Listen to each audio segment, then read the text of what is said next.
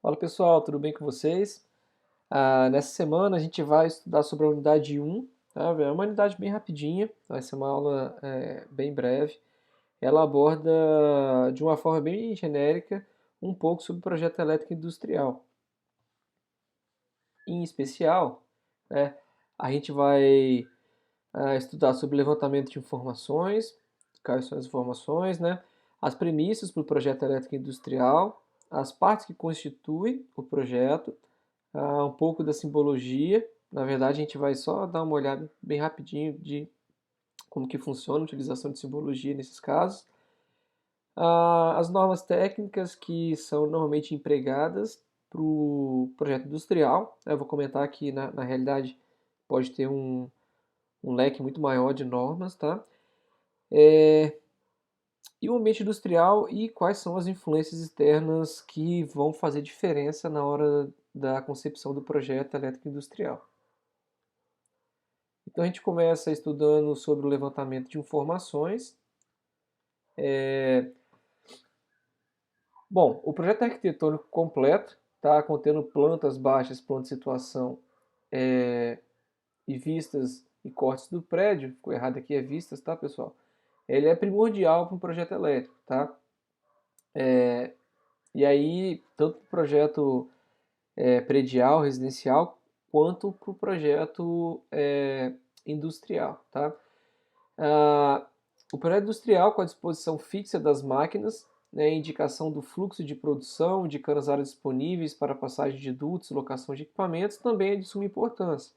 Diferentemente de uma residência, onde a gente coloca muita tomada para uso geral, ou seja, tomadas que podem ser utilizadas para acionar uma diversidade de cargas, num projeto industrial, uma das diferenças grandes, né, é que a gente vai ter muita carga fixa e são cargas de elevada potência. Então, por isso que para fazer o projeto, a gente precisa de ter o conhecimento de onde essas cargas vão ser instaladas e da potência dessas cargas, né? Se ela tem motor, se não tem motor, porque é exatamente aí que vai se dar o maior trabalho na hora da concepção do projeto.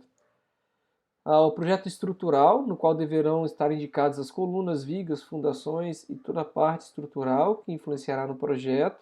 A gente vai precisar de saber por onde nós vamos passar canaletas, eletrocalhas, porque vai ser importante na hora da gente, a gente vai precisar de saber o método de instalação, e aí dependendo do tipo que nós utilizarmos vai ser diferente. A gente vai precisar de fazer a alocação de transformador, então o transformador é um equipamento de peso muito elevado, precisa de conhecer a estrutura civil, né, a construção, para saber se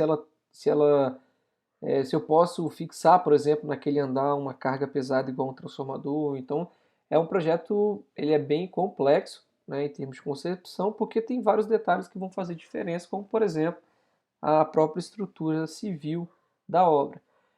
Ah, Também são importantes informações sobre o fluxo de produção, o funcionamento das máquinas, a simultaneidade de funcionamento das máquinas, a simultaneidade de funcionamento dos motores internos das máquinas e entre máquinas independentes. E por que isso é importante?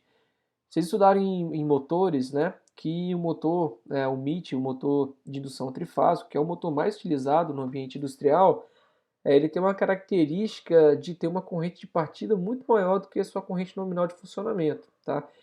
Isso implica em dizer que se eu tiver vários motores que são acionados simultaneamente, eu vou precisar de uma rede que suporte essa simultaneidade, ou seja, o motor que tem a corrente nominal de 80 amperes, por exemplo, na partida, dependendo do tipo de partida, é claro, né, vamos supor aqui uma partida direta, ele pode chegar lá na casa dos 500 a 600 amperes de partida, dependendo se tem carga no seu eixo ou não.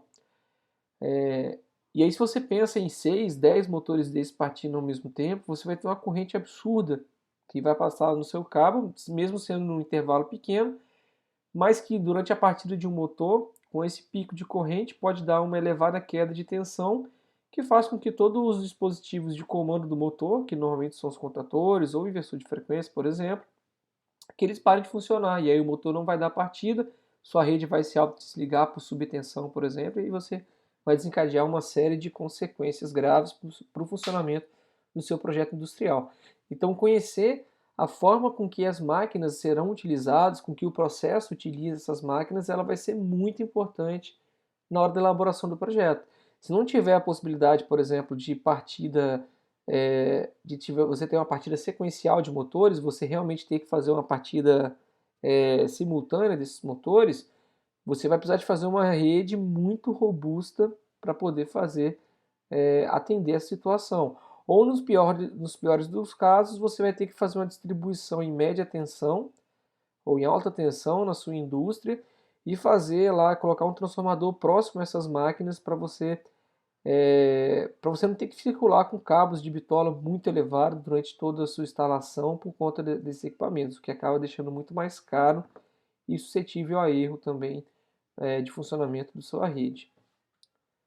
Então observe que são conversas que a gente não teve em projetos residenciais, porque num projeto residencial é muito difícil de você ter um problema dessa categoria. Informações sobre as cargas instaladas a serem obtidas através de catálogos dos fabricantes, motores, equipamentos, ou ainda retiradas diretamente da placa do equipamento, né, no caso de máquinas existentes que você está remanejando. Né, por exemplo, você tinha uma planta industrial e você está fazendo uma ampliação dela, e para aquela nova ampliação ali, algumas máquinas, né, vão ser deslocadas para lá, então você já tem os dados de placa. E aí, claro, como as suas cargas elas serão conhecidas, você vai estar fazendo um projeto para acionar uma determinada carga, você não vai chutar igual a gente chutava, por exemplo, no projetos elétricos, que eu vou ter um chuveiro de 5.400 watts. Tá, e se o chuveiro for de 7.000, de 8.000, o seu projeto ele já está errado, né? Vocês devem concordar, né? Porque é algo bem simples de se pensar, né? E na indústria você não pode falar assim, eu vou chutar aqui que eu vou ter um torno elétrico aqui que tem um motor de 2 cavalos. Aí a pessoa vai lá e usa um torno de 10 cavalos. E aí a sua rede não vai funcionar desde o início, tá? A informação sobre as características físicas, como temperatura e pressão, química, rejeitos, líquidos, vapores, gases, pó, né, que podem existir no seu processo industrial. Informações sobre os planos de expansão para a planta industrial, com projeção de prazo esperado no local provável e o local provável para expansão, tá? Para você poder deixar chamados pontos de espera na sua rede, ou seja, a partir daqui eu posso ampliar, de preferência se você sabe o tamanho da ampliação, né, já deixar previsto para esse tamanho de ampliação. É muito comum em empresas grandes, né, a gente ter um planejamento a longo prazo, de 10, 15, 20 anos, né? Como acontece com a Vale, com a Samarco, com a Arcelor, né? Então elas já têm esses planejamentos a longo prazo. E aí quando você concebe um projeto novo, você tem que pensar nesses planejamentos para você não ter que refazer, né, todo o projeto de uma indústria, por exemplo, para atender uma situação nova. Informações sobre as condições de fornecimento, os quais deve-se verificar junto à concessionária local, em função das cargas totais instaladas e demandadas para a indústria, informações quanto à quantidade de continuidade de funcionamento, tensões disponíveis na rede, variações esperadas nas tensões, nível de curto-circuito na rede, dentre outros itens pertinentes, né? No caso, você vai entrar em contato com a concessionária, que no nosso caso é a EDP e a Celsa, e ela vai te dizer, ó, o atendimento vai ser, né, por norma dela, né, o atendimento vai ser em baixa tensão, o atendimento vai ser em média tensão, você pode utilizar um transformador num poste, não, a partir dessa potência você tem que fazer uma subestação abrigada, na sua subestação abrigada, obrigatoriamente você vai ter esses itens de medição, né, você vai receber em 13.8, não, para essa potência vai ser 34,5, 68 kV, 138, né, igual acontece nas indústrias maiores, igual a Samarco e a Vale, por exemplo, elas não recebem em 13.8, que é ou 11.4, que é a linha de distribuição nossa, né? Ela vai receber de uma linha de transmissão direto para ela mesma fazer uma subestação abaixadora dentro da própria empresa, né? Dentro da própria indústria, dado o consumo energético dela elevado.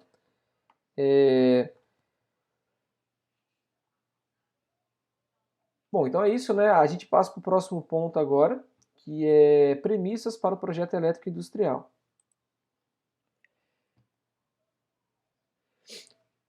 Bom, então tem algumas premissas que são importantes, que a gente deve levar em consideração na hora de fazer um projeto, tá? A primeira delas é garantir a segurança do operador, ou seja, quem vai operar aquela linha que você está projetando, né? O usuário, as pessoas que vão utilizar os itens que você está projetando, né? Como tomada, lâmpada e tudo mais. E os mantenedores, que são as pessoas que vão dar manutenção naquela rede que você está projetando, tá? Quando você está fazendo o projeto, então você tem que pensar nisso o tempo todo, né? E quem vai te dar muito suporte para fazer escolhas no seu projeto é a própria NR10, tá?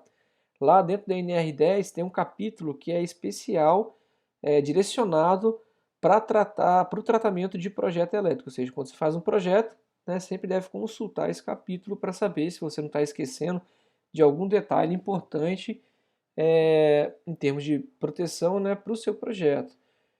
A flexibilidade, tá? Ou seja, o seu projeto ele é flexível, ele é rígido, ele não pode sofrer nenhuma alteração, né? Ele não vai poder sofrer nenhuma ampliação, né? Então isso tudo é premissa que você precisa de conhecer para poder fazer o projeto, né? A confiabilidade, né? Ou seja, o que você está fazendo ali, qual a confiabilidade? No caso de uma falha, o que vai ocasionar? Eu tive um curto-circuito num circuito terminal, né, de um torno, por exemplo, mecânico, que eu estava comentando, né? Esse circuito ele vai desarmar a minha usina inteira, né? Qual que é a confiabilidade de funcionamento do projeto que eu estou fazendo? E também em termos de manutenção, né? Como que a pessoa vai dar manutenção nesse disjuntor aqui? É um disjuntor de alta tensão. Como é que ele faz para dar manutenção? Se eu não colocar uma chave seccionadora, por exemplo, para desligar a linha de alta tensão que entra no disjuntor, a pessoa nunca vai conseguir dar manutenção no disjuntor, vai ter que chamar a Excelsa para ir lá desligar o ramal de alimentação da empresa para ela conseguir dar manutenção naquele disjuntor. Então são coisas que a gente também tem que pensar na hora de fazer o projeto, de quanto vai dar manutenção. Por exemplo, eu estou fazendo um projeto de iluminação industrial. Eu vou colocar as lâmpadas aqui desse tipo, nessa altura, e aí depois quando você fizer a instalação, você vai olhar e falar, caramba, para o cara dar manutenção nessa lâmpada aqui, vai ter um custo enorme, porque do jeito que ela ficou posicionada, ele vai ter que parar o processo produtivo, porque tem ponte rolante, vai ter que montar um andaime para trocar uma lâmpada, né? Aí, então, às vezes vale a pena se, mas não tem como fazer, por exemplo, uma forma melhor de trocar a lâmpada, sempre vai ter que parar o processo. Então você pode prever, por exemplo, no seu projeto de iluminação, uma iluminação extra, digamos assim. Você vai dar um coeficiente que a gente vai aprender como é que faz, que vai fazer com que a iluminação ela fique acima do mínimo esperado, porque você já está considerando que algumas lâmpadas elas vão queimar e que você vai parar só uma vez por ano para poder trocar as lâmpadas queimadas. Então você vai estar, de certa forma, garantindo que, mesmo com lâmpadas queimadas, você tem uma iluminação acima do mínimo que você precisa para aquele ambiente, né? Ou seja, essa é uma forma de você fazer um projeto pensando na manutenção, que é muito importante. Nosso próximo item, né, a gente vai ver aqui rapidamente também quais são as partes constituintes de um projeto elétrico industrial, que vão ser muito parecidas, tá? Algumas partes muito parecidas com o projeto residencial, né? Claro, com características que são ímpares para a indústria, tá? A primeira dela é que é comum, né? A gente precisa de ter a chamada RT, que é a anotação de responsabilidade técnica, com registro no CREA, tá? No caso de vocês no CFT, né? Que é o Conselho dos Técnicos, tá? Industriais.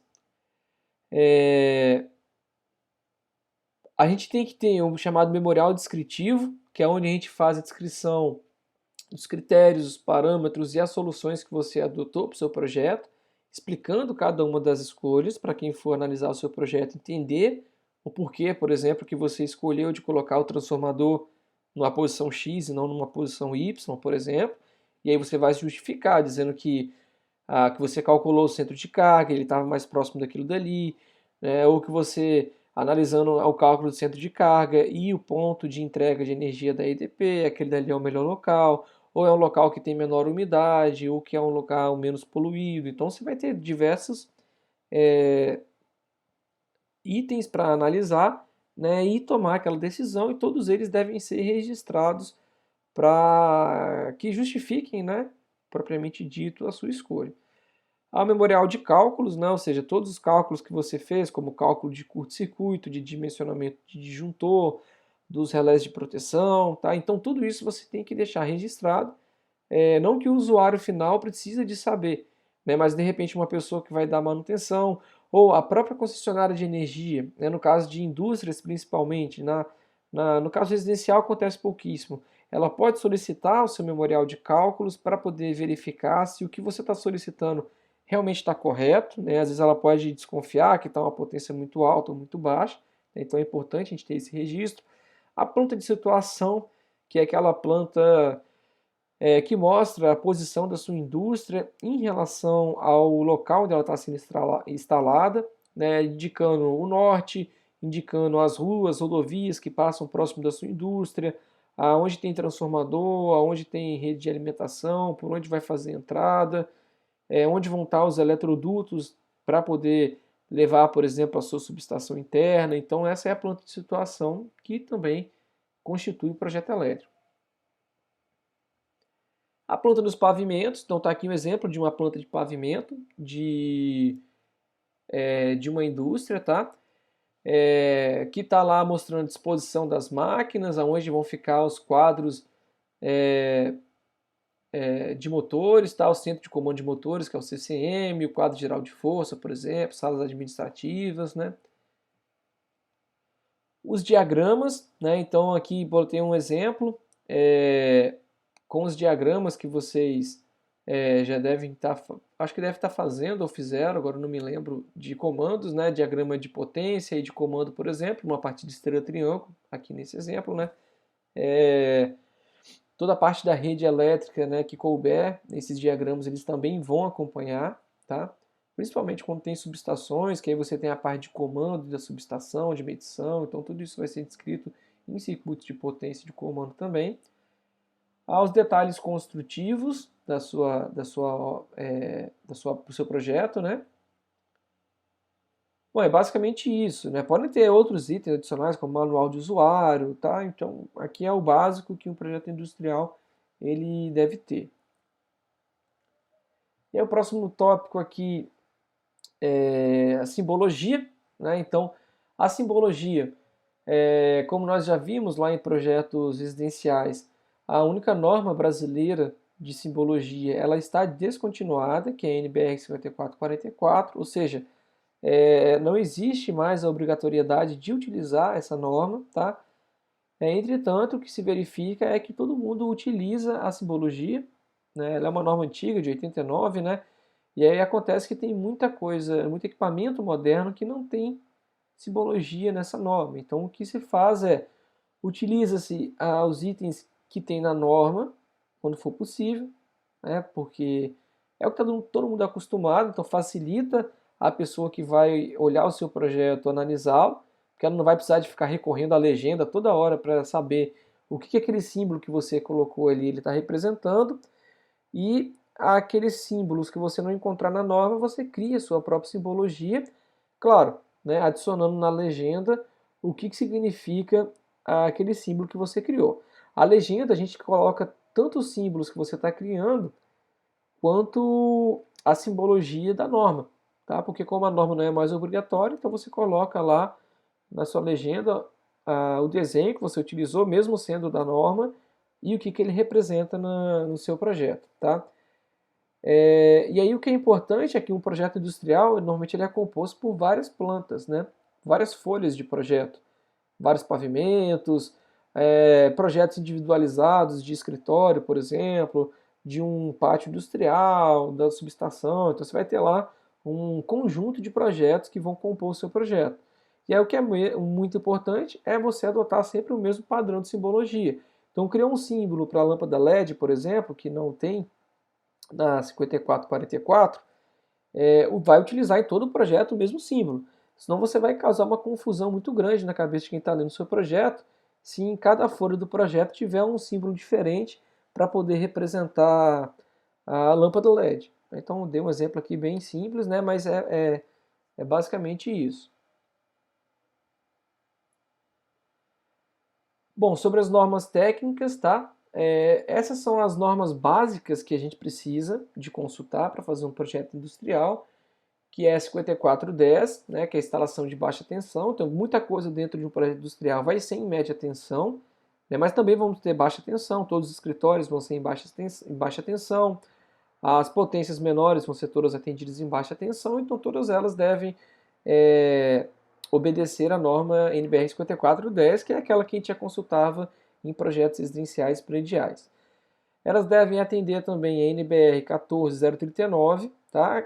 Conforme eu disse, né, alguns equipamentos vão ser instalados em média tensão, então eles devem obedecer lá a essa norma que trata das instalações para tensões de 1 a 36 kV.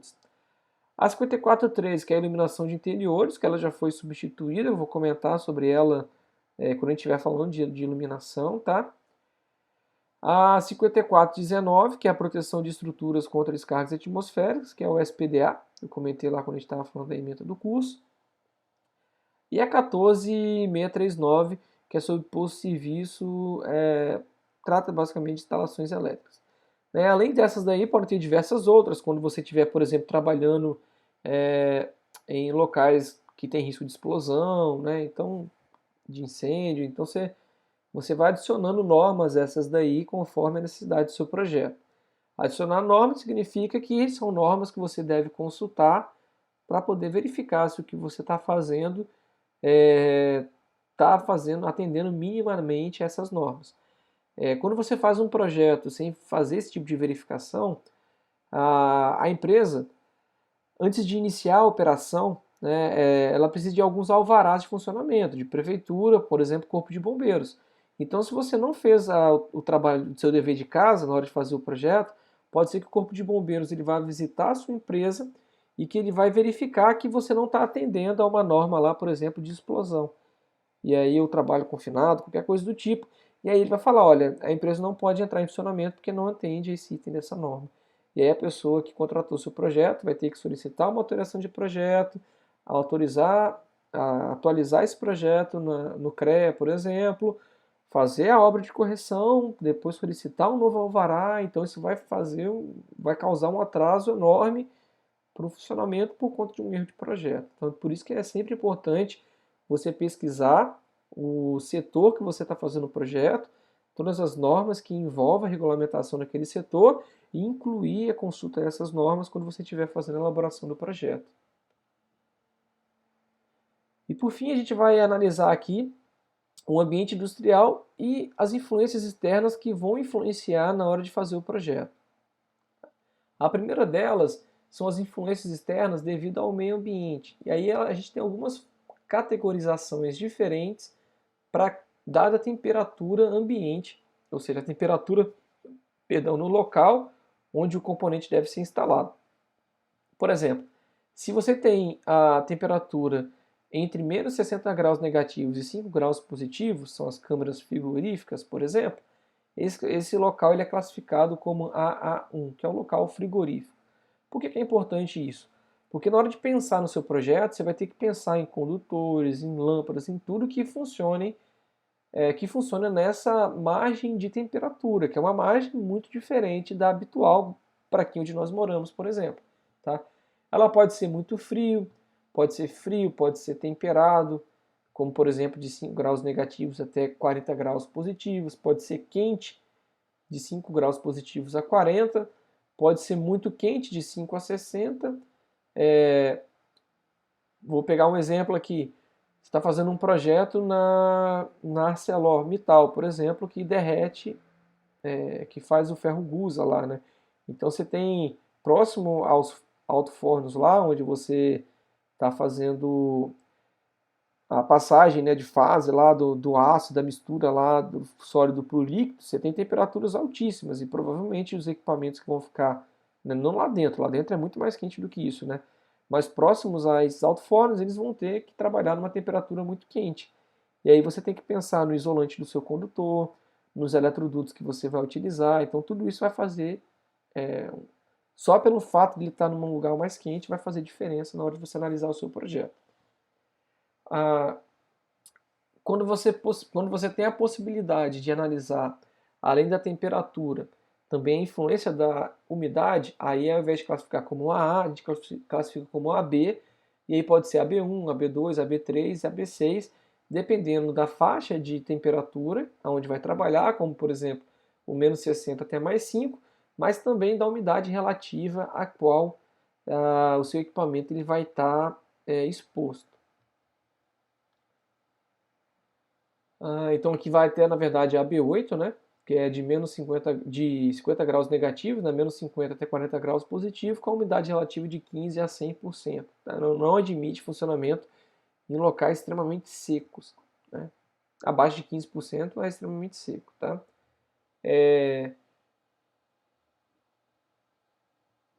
Bom, a altitude também pode fazer diferença, né? Porque alguns equipamentos eles podem precisar de ajustes ou de medidas especiais a partir de 1.000 metros de altitude.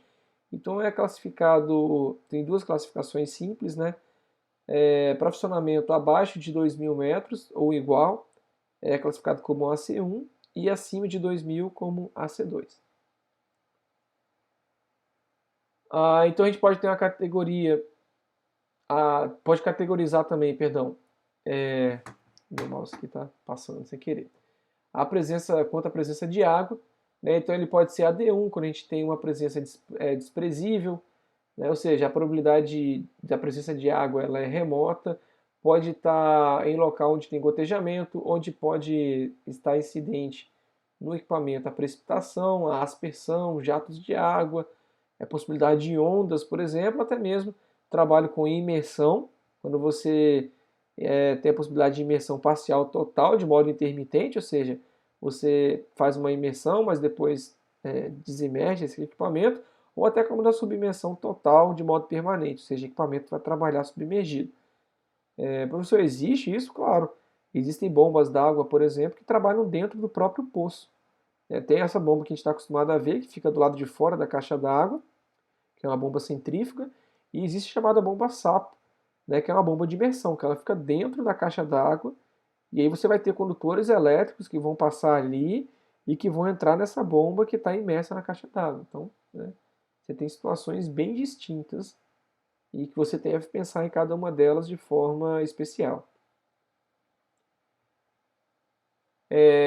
E a presença de corpos sólidos também, tá? Que eles podem ser desprezíveis, podem ser pequenos objetos, objetos muito pequenos, poeira leve, moderada e poeira intensa, que também devem ser analisados na hora de fazer o projeto industrial, porque elas vão influenciar.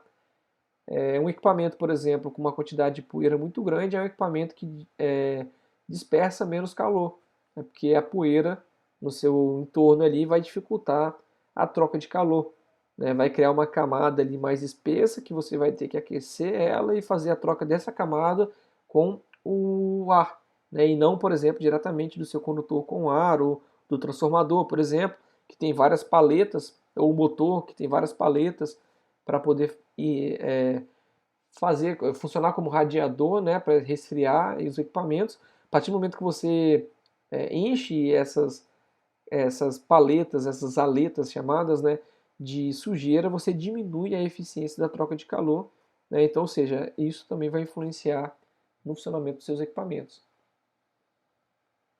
A gente pode ter influências externas devido à utilização, né?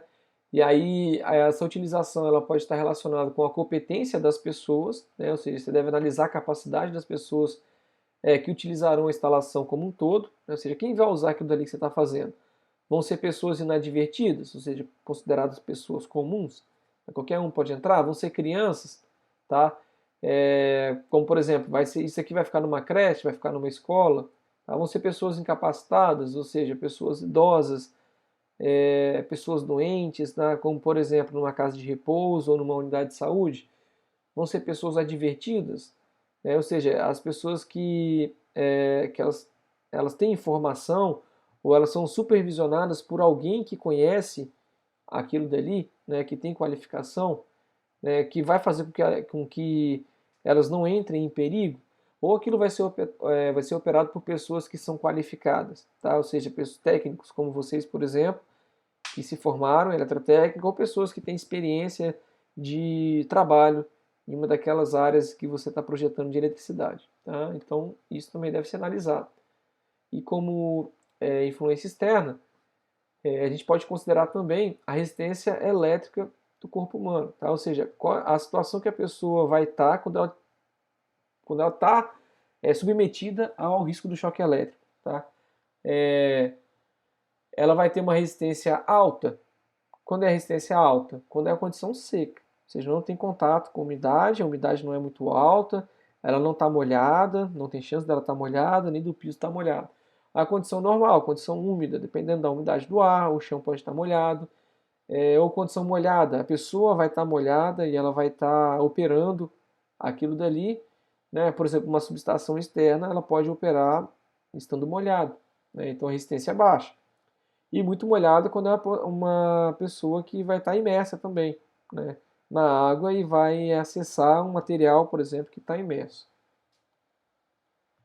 A gente pode ter influência externa devido à construção das edificações, tá?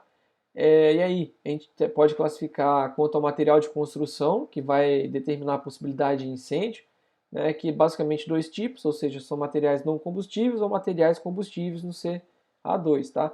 Combustível é quando você tem, por exemplo, uma construção feita com a maior parte de material combustível, como são os casos, por exemplo, das casas de madeira, né?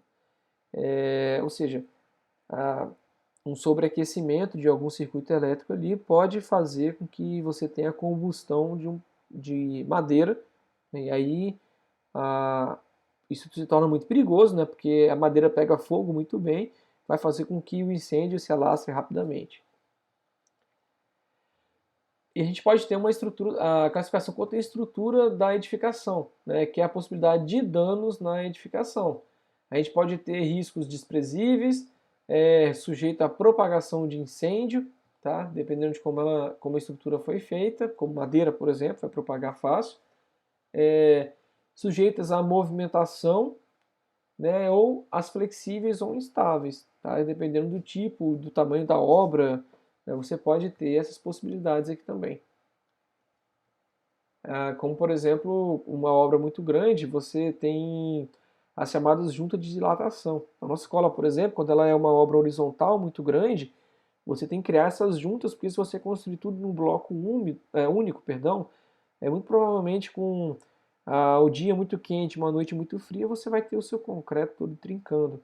E aí, como é que você faz a união elétrica entre um bloco e outro, né? Qual que é a quantidade que esse bloco vai dilatar em relação ao outro?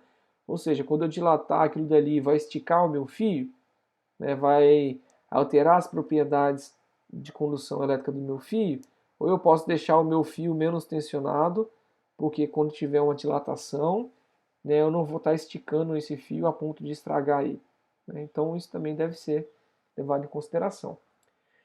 Pessoal, era isso para essa semana, né, nossa unidade 1, conforme eu falei, né, uma unidade um pouquinho menor.